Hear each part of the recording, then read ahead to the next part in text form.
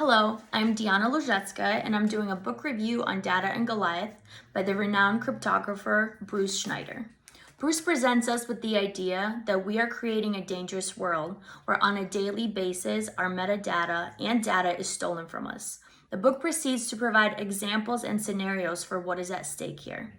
The book focuses on personal safety and security and how it is compromised with the collection of our personal information. The government and large corporations are in possession of our unique personal information. This allows them to create profiles and surveillance each individual. With rapid technological advances, data collection from new tech is growing exponentially. Bruce has an immense amount of experience in the surveillance world, and he is able to bring in his expertise to teach the public of the seriousness of personal online security. The book is split into 3 parts. So, the world we are creating, Bruce talks about exactly how our data is extracted from our everyday lives. With every device we own that is smart and can be connected to the internet, there are avenues for collecting data. Corporations are surveillancing and selling this data.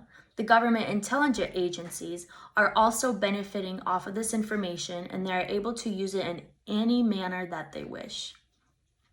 I was not aware of more than half of the examples and situations the author had presented.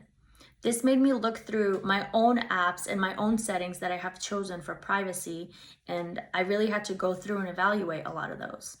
97% of Americans state they are asked about privacy policy and agreements. However, 97% of those people do not read what those agreements are. They don't know what they are agreeing to. So only 3% of those consumers take the time to read the agreement. There's a massive gap in training and education of online privacy. This is just frankly not taught in schools or talked about enough. Part 2 talks about what the stakes are and how vulnerable citizens are to data collection, and how the abuse, manipulation, and extortions affect the everyday person. Bruce argues the political aspect of data holding. With the rise of social media, people will start to lose their own personal views and will be exposed only to what the social media wants them to see. Bruce also mentions how everything you post can and will be held against you if it will benefit somebody with more power. I agree with the author. These are serious issues that many citizens are overlooking and are unaware. I agree that if we continue on this path, many individuals will be largely manipulated and certain points will diminish.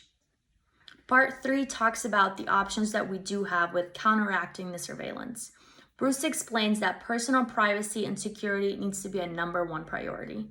Reading the fine lines and understanding what and in what capacity you are signing up for something. The government also needs to protect against unnecessary surveillance, and companies need to be put in place that will protect and or hide our online activity.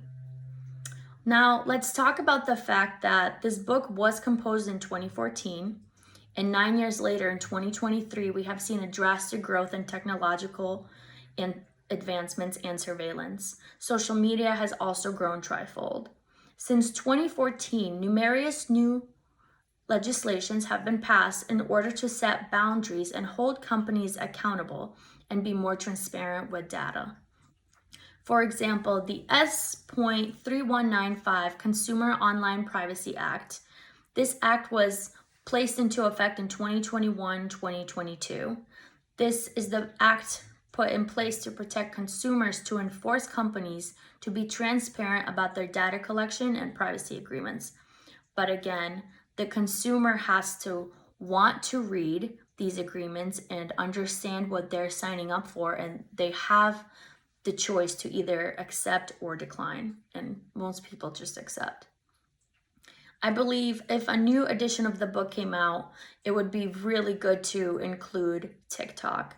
There's so much controversy over TikTok. Experts consider TikTok dangerous and believe it may compromise national security, not just the consumers.